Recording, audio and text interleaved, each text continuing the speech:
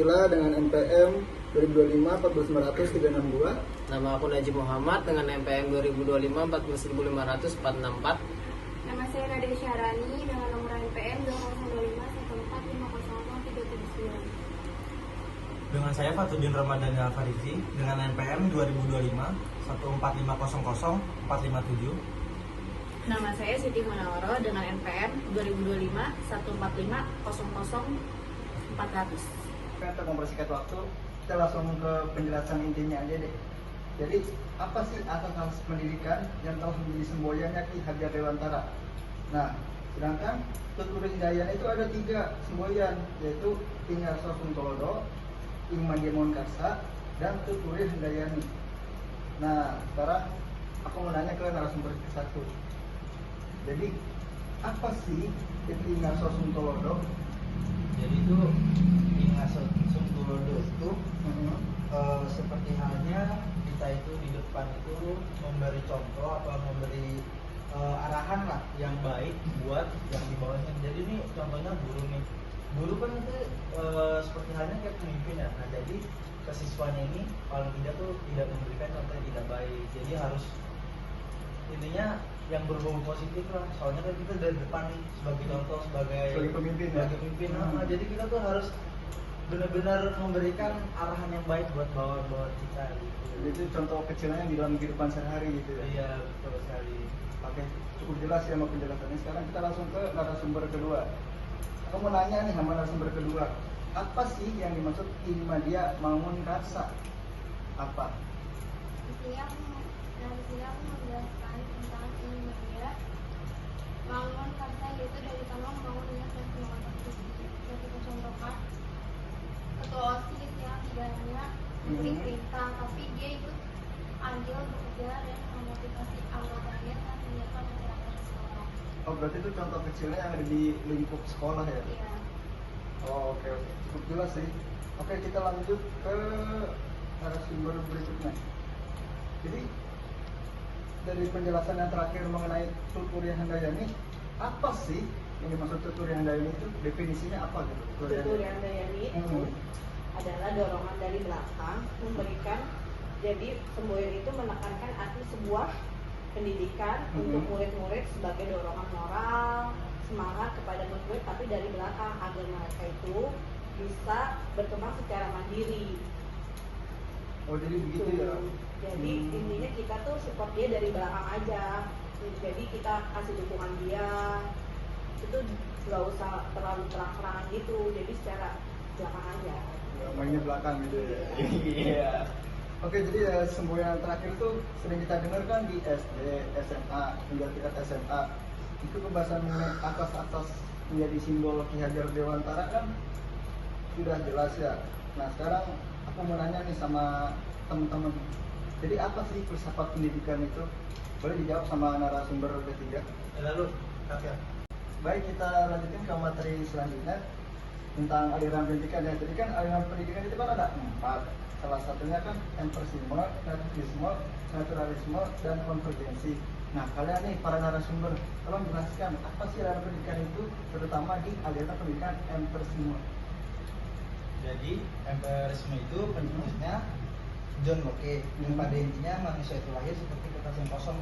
Iya. Jadi pada intinya itu contohnya anak kecil itu kan dibiasakan diri sejak kecil kan kosong, Kayak kertas gitu ya. harus. Oke, kita akan kembali ke materi selanjutnya, yaitu tentang aliran pendidikan. Jadi kan aliran pendidikan itu kan macam-macam ya. Nah, salah satunya kan ada 4, yaitu aliran pendidikan empirisme, naturalisme, naturalisme, dan konvergensi. Nah, tolong dong para narasumber kalian nih jelasin apa sih aliran pendidikan tentang empirisme itu? Jadi aliran empirisme itu dicetuskan oleh John Locke. Yang pada intinya itu manusia lahir seperti kertas yang kosong, pengetahuan dan karakter terbentuk dari pengalaman dan lingkungan. Contohnya itu anak kecil itu rajin karena dibiasakan. Jadi contohnya aja orang tua mendidik anaknya yang masih kecil itu misalkan rajin membaca, udah berarti untuk selanjutnya yang akan datang nih Pas sudah dewasa gitu ya, dia jadi rajin baca karena dari kecil itu orang tuanya udah ngajarin. mendidik gimana sih caranya baca, gimana sih cara baca yang benar gitu. Jadi mengikuti lah gimana kecilnya kayak gitu, berarti gedenya juga kayak gitu. Berarti emang udah kebiasaan dari kecil ya. Iya betul sekali. Kebiasaan gitu ya. Oke, baik, cukup jelas ya. Jadi kita lanjut ke narasumber selanjutnya. Apa sih kalau aliran pendidikan tentang aktivisme itu apa? Kayak gimana? Ya, jadi saya lagi nih yang jelasin. Oh, Jadi- jadi nih kayaknya nih. Iya. Iya, oke lanjut. Jadi aliran nativisme itu dicetuskan oleh Arthur Schopenhauer. Intinya perkembangan manusia ditentukan oleh bakat dan bawaan sejak lahir, bukan oleh lingkungan. Contohnya itu anak yang berbakat musik pandai bermain alat musik meski tanpa banyak latihan. Jadi bawaan yang mungkin dari kecil tuh, misalkan anak kecil itu pas kecilnya itu udah pintar main gitar, apa sudah ngerti lah caranya gimana ritmenya. Jadi yang mungkin besarnya itu juga bisa main gitar. Oh, jadi mungkin kalau udah punya bakat jadi lebih gampang gitu ya Oh, dibandingkan gampang. daripada sebelumnya Iya. yang nggak punya Itu bakat sama juga sekali. bisa nggak sih kalau karena faktor keturunan, jadi dia tuh udah bisa, oh karena orang tuanya bisa, jadi turunan anaknya seperti itu. Nah, itu Bisa bisa aja. gimana tuh? Bisa itu kalau faktor genetika. Jadi misalkan orang tua nih pintar nyanyi nih, ya. nah itu pasti nggak jauh anaknya juga bakal Oh, gitu ya. pintar nyanyi gitu. Berarti benar dong seperti apa kata pepatah gitu ya. Apa tuh? Buat tidak Gua jatuh. jatuh tidak jauh dari pohonnya. Ah, Ya, benar berarti ya. Oh, begitu ya, paham. Oke, kita ke narasumber selanjutnya tentang aliran pendidikan dan naturalisme. Jadi, apa sih aliran pendidikan naturalisme itu apa gitu? Bisa dijelaskan mungkin? Dari tokoh Jean Jacques, anak harus berkembang alami sesuai kodratnya tanpa banyak tekanan dan dari pendidikan lingkungan. Contohnya itu anak belajar melalui bermain dan pengalaman langsung di jalan, kayak misalkan belajar di camping. Oke, di tempat Alam terbuka ya. Oh, alam terbuka. Berarti kalau konteksnya alam terbuka berarti kayak di camping atau naik gunung mungkin ya. Oh, jadi berarti emang mengikuti perkembangan si anaknya itu. Kayak petualangan gitu lah, ya kan? Maksudnya gitu kan kayak berpetualang anaknya. Oke, cukup jelas. Terus kalau untuk aliran pendidikan konvergensi kayak gimana tuh kira-kira? Kalau aliran konvergensi itu menurut tokoh Williamson, intinya sih perkembangan manusia dipengaruhi oleh pembawaan aktivisme dan lingkungan empirisme secara bersamaan. Nah, contohnya itu anak itu berbakat di musik, nah dia main piano, akan semakin dikembangkan lagi sama orang tuanya, entah itu di lesin, pokoknya anak itu mendapat pendidikan yang baik dari orang tuanya. Dia udah bisa piano, cuman sama orang tuanya diasah lagi nih bakatnya dia nih, sampai anak-anak itu benar-benar jadi expert gitu loh. Oh, berarti Ya. double ya? Iya, jadi dia kan udah bisa, jangan sekedar bisa. Jadi orang tuanya itu mengeles kasih dia les biar dia tambah bisa, jadi dia lebih berbakat gitu loh, diasah lagi kemampuannya dia, kebisaan dia gitu. Oh, begitu. Jadi bakatnya itu diasah ya supaya benar-benar mahir buat nanti ke depannya ke dewasanya. Betul. Oh, iya. Baik, sudah cukup untuk materi kita hari ini ya tentang aliran pendidikan. Oke teman-teman, kita akan kembali ke materi selanjutnya tentang filsafat pendidikan. Jadi kan filsafat pendidikan kan itu banyak ya tokohnya. Cuma dari kita cuma menyebutkan 3, yaitu Albert Al-Ghazali, John Locke, dan John Dewey. Jadi menurut para narasumber nih, kalau yang udah aku sebutkan, kalau filsafat pendidikan dari POV-nya Al-Ghazali itu gimana? Kalau Al-Ghazali itu lebih ke agama ya. Jadi pendidikan itu menurut agama mendekatkan diri kepada Allah, beriman, berilmu dan berakhlak baik. Guru harus menjadi teladan baik dan mendidik dengan kasih dan sayang. Nah, ilmu yang diajari sebagai seimbang antara ilmu agama dan ilmu dunia dan akhirat juga. Oh begitu ya. Jadi kalau Jadi harus seimbang. Oh, jadi harus balance gitu ya. Dunia dan akhirat. Cuma kalau Al-Ghazali itu fokusnya ke bidangnya Di keagamaan. di keagama dia condongnya ya. Oh, tapi harus tetap balance gitu ya antara Iya. dunia sama akhirat. Oke, cukup jelas. Oke, ke narasumber lainnya mungkin seperti penjelasan John Locke itu gimana? Kalau teori filsafat John Locke. Nah, kalau yang tadi kan udah dari POV Al-Ghazali nih. Nah, sekarang kita next ke POV-nya John Locke. Kalau POV-nya John Locke itu gimana kira-kira? Locke berpendapat bahwa manusia lahir seperti kertas kosong tabula rasa. Semua pengetahuan dari kebiasaan diperoleh dari pengalaman dan lingkungan. Terus? Pendidikan sangat penting sih membentuk watak dan pikiran seseorang. Contoh kayak lagi kebiasaan baik dan pengalaman nyata dalam belajar. Pengalaman pendidikan membentuk manusia melalui pengalaman dan kebiasaan yang baik. Oh, jadi kalau dari POV John Locke tuh lebih ke pengalamannya sama kebiasaannya. Oh, berarti dibentuk dari pengalaman-pengalaman sebelumnya dan itu menjadi kebiasaan gitu. Iya. Oke, cukup jelas. Kalau menurut narasumber selanjutnya nih, POV dari John Dewey itu gimana? Jadi John Dewey itu menganggap bahwa pendidikan adalah bagian dari kehidupan itu sendiri. Jadi itu anak belajar itu paling baik dengan melakukan dengan langsung gitu lah, offline. Jadi tatap muka langsung. Jadi seumpama Oke, tektokan gitu ya Iya, maksudnya. jadi kita kalau misalkan cuma online nih, narasinya kurang dapet. Jadi anak tuh kurang nangkep, malah lebih kurang fokus gitu. Jadi kita harus tatap muka seperti ini. Jadi hasilnya kurang maksimal gitu ya. Jadi kalau misalkan online itu kurang maksimal, lebih maksimal lagi offline secara langsung. Jadi kita secara nggak langsung bisa meragain caranya belajar yang baik gini loh, gitu loh. Nah, Oh, jadi ikatan emosional itu lebih dapet. iya lebih dapet.